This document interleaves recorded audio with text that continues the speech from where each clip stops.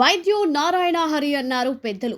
పెద్దలు చెప్పిన మాటను తూచా తప్పకుండా పాటిస్తున్నారు రాజాం ప్రజలు. డాక్టర్ బాబు అంటూ ఆత్మీయంగా పలకరిస్తున్నారు. మీరే మా పాలిట దేవుడు అంటూ, మీకే మా ఓటు అంటూ నుదుట తిలకం దిద్దుతూ హారతులు ఇస్తూ బాజా భజంత్రులతో స్వాగతం పలుకుతున్నారు. గత 3 దశాబ్దాలుగా వైద్య వృత్తి ద్వారా, ప్రజాసేవ ద్వారా ప్రజలకు దగ్గరైన తలేవారి కుటుంబీకులే. నేడు జగన్మోహన్ రెడ్డి లక్ష్యం కోసం తనయుడు డాక్టర్ తలే రాజేష్ బాబు రాజకీయ అరంగేట్రం చేశారు. ఆయనకు ప్రజల నుండి అపూర్వ ఆదరణ లభిస్తుంది. ఇప్పటి వరకు వైద్య వృత్తి ద్వారా తమకు అందించిన సేవలకు రుణం తీర్చుకునే భాగ్యం కలిగిందని ప్రజలు చెప్పుకోవడం నిజంగా హర్షించదగ్గ విషయం. సంతకవిటి మండలం గరికపాడు గ్రామంలో ఆయన ప్రచారం నిర్వహిస్తూనే వైద్యం అందిస్తున్నారు. ఆయన చూడగానే మా డాక్టర్ బాబు వచ్చారు, అదే మాకు చాలా సంతోషం అంటూ హర్షం వ్యక్తం చేస్తున్నారు ప్రజలు. ఫ్యాన్ గుర్తుకు ఓటు వేసి తనను ఎమ్మెల్యేగా గెలిపించాలని ప్రజలను కోరారు. రాజాం నియోజకవర్గం గరికపాడు గ్రామంలో అసెంబ్లీ నియోజకవర్గ అభ్యర్థి వైఎస్ఆర్ కాంగ్రెస్ పార్టీ తరఫున తలే రాజేష్ బాబు గారు ప్రచారం నిర్వహిస్తున్నారు. ఈ గ్రామాల్లో మా డాక్టర్ బాబు వచ్చారు, మా డాక్టర్ బాబుకే మా అండ అంటూ ప్రజలు బ్రహ్మరథం పడుతున్నారు. ఆయనతో ఈ ప్రచారం ఎలా సాగుతుంది, ఆయన ఈ గ్రామాలకి, ఈ నియోజకవర్గానికి చేస్తున్న అభివృద్ధి కార్యక్రమాలు ఏంటని ఆయన్ని అడిగి తెలుసుకుందాం. సార్ చెప్పండి, మీరు డాక్టర్ గా ప్రవృత్తి అయినా, రాజకీయ రంగంలో వృత్తిపరంగా డాక్టర్ అయినా ప్రవృత్తిగా రాజకీయాల్లోకి వచ్చారు. ఇప్పుడు దీన్ని ఎలా హ్యాండిల్ చేయగలుగుతారు? అసలు ఈ నియోజకవర్గంలో మీరు ఏ సమస్యలు గుర్తించారు, ప్రజలు ఏ విధమైన సమస్యలను ఏ విధంగా పరిష్కరించాలనుకుంటున్నారు తెలియజేయండి. ముందుగా మీ అందరికీ నమస్కారం. అయితే ఇంతవరకు డాక్టర్ గా ఉండి ఇప్పుడు రాజకీయాల్లోకి వచ్చిన నాకు గ్రామాలన్నీ తిరుగుతుండడం వలన నాకు తెలిసిన విషయాలు ఏంటంటే, ప్రజలందరూ చాలా ఆనందంగా ఉన్నారు, ఉత్సాహంగా ఉన్నారు. ఇదంతా కూడాను జగన్మోహన్ రెడ్డి గారు చేసిన సంక్షేమ పథకాల ఒక ఫలితమే అని నేను ప్రగాఢంగా నమ్ముతున్నాను. అలానే ఇదే కాకుండా ప్రతి ఒక్కరూ కూడాను ఈరోజు ముందుకు వచ్చి చాలా ఆనందంగా ఒక్కటే మాట చెప్తున్నారు, మమ్మల్ని పెంచి పోషించింది మా జగనన్నతో పాటే మేము ఉంటామని majority of the rural people చెప్పడం జరుగుతుంది.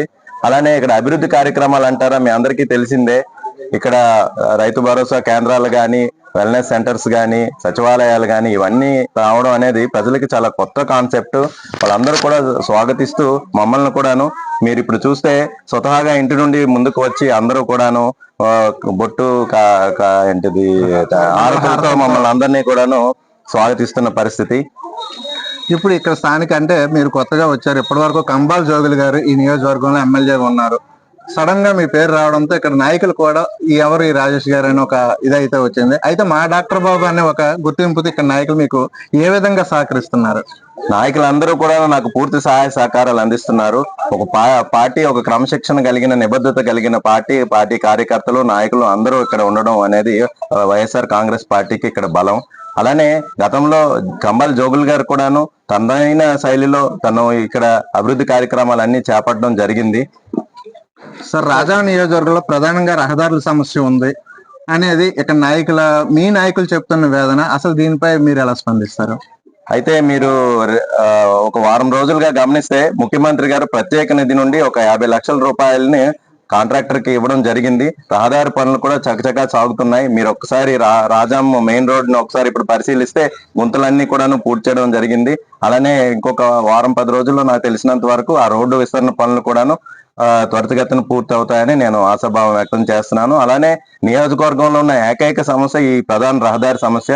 దాని మీద కూడాను ముఖ్యమంత్రి గారు దృష్టి పెట్టి ఈ రోజు ఇంత కార్యక్రమం చేపడుతున్నందుకు నా తరపున ముఖ్యమంత్రి గారికి ప్రత్యేక కృతజ్ఞతలు తెలియజేసుకుంటున్నాను. సార్, 2 దశాబ్దాల క్రితం మీ తండ్రి గారు ఇక్కడ స్థానికంగా ఎమ్మెల్యేగా చేశారు, ఇక్కడ ప్రజలకు సుపరిచితులు. వారి హయాంలోనే అభివృద్ధి జరిగిందా? తరువాత ఏం జరగలేదా మీ దృష్టిలో? అభివృద్ధి అనేది నిరంతర ప్రక్రియ. ఎప్పటి అభివృద్ధి అప్పుడు జరుగుతూనే ఉంటుంది. ఆయన హయాంలో ఆయన చేసిన కాలనీలు కానీ ఇవి కానీ అక్కడక్కడ మనం చూడగలుగుతున్నాం ఇప్పటికి కూడాను. అలానే ఇప్పుడు ఎక్కడ చూసినా సరే అభివృద్ధి అంటే ఒక ముక్కలో చెప్పాలంటే పేద ప్రజలందరూ ఆనందంగా ఉండడం అభివృద్ధి అనేది ఒక నిర్వచనంగా నేను చెప్తాను.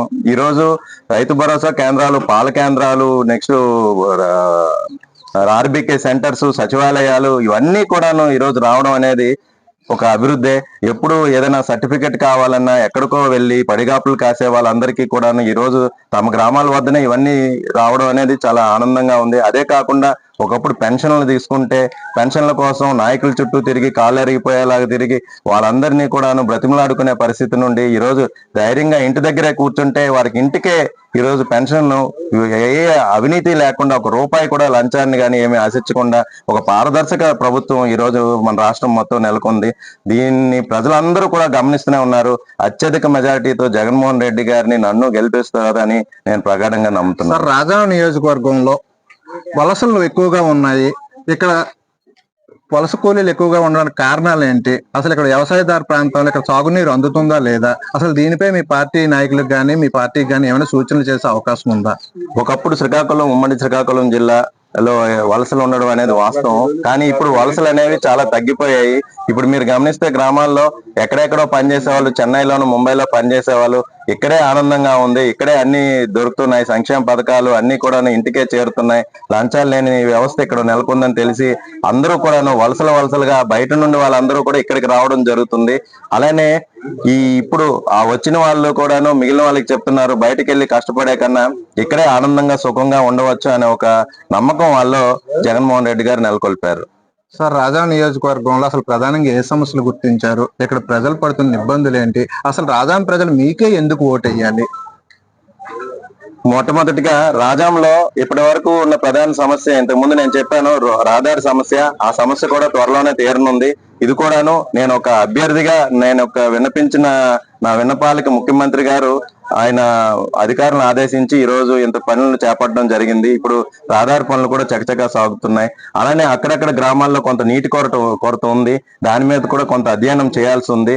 చిన్న గ్రామాల్లో ఉన్న కాలువలు కానీ పూడికి తీత పనులు కూడాను మాకు సాధ్యమైనంతగా మేము చేయడం జరిగింది. అలానే రానున్న రోజుల్లో కూడాను వాటి మీద ప్రత్యేక దృష్టి పెడతాము. ఏవైతే ఈ రహదారి సమస్య ఉందో అది గ్రామాల్లో ఉన్న చిన్న పనులను సకాలంలో మేము అది పూర్తి చేస్తామని నేను నమ్ముతున్నాను. సార్, మీ నియోజకవర్గంలో స్టార్ క్యాంపెయిన్ ఏమైనా జరిగే అవకాశం ఉందా? మా నియోజకవర్గంలో మా నాయకులందరూ స్టార్ క్యాంపెయినర్సే. ఎందుకు అంటే మా నాయకులందరూ అందుబాటులో ఉన్నారు 5 సంవత్సరాలుగా. సో ఆ యొక్క అవైలబిలిటీయే మాకు ఒక ప్లస్. ఎందుకంటే ఎప్పుడు కూడాను ఎన్నికలు వచ్చేసరికి అప్పుడు నాయకులు రావడం, బయటికి రావడం, అప్పుడు ఓట్లు అడగడం. మన ప్రత్యర్థి పార్టీలు చూస్తే 3-4 సంవత్సరాలుగా ఎవరు ఎక్కడ ఉన్నారో కూడా తెలియదు. ఇప్పుడు ఎలక్షన్స్ రాగానే అందరూ బయటకు వచ్చి అది చేస్తాం ఇది చేస్తాం అని ప్రగల్భాలు పలుకుతున్నారు. ప్రజలందరూ దీన్ని గమనిస్తూనే ఉన్నారు. మాకంటూ స్టార్ క్యాంపెయినర్స్ అయితే మా నాయకులు, మా కార్యకర్తలే మా స్టార్ క్యాంపెయినర్స్ గా నేను నమ్ముతున్నాను. Sir, thank you sir. ఇప్పటి వరకు వైద్య వృత్తిలో తనదైన శైలిలో సేవలు అందించి ఇప్పుడు రాజకీయ రంగంతో ప్రత్యక్షంగా సేవలు అందించేందుకు రాజేష్ బాబు గారు ముందుకొచ్చారు. ఆయన విజయం సాధించి ప్రజలకు మరింత సేవలు అందిస్తారని ఆశిద్దాం.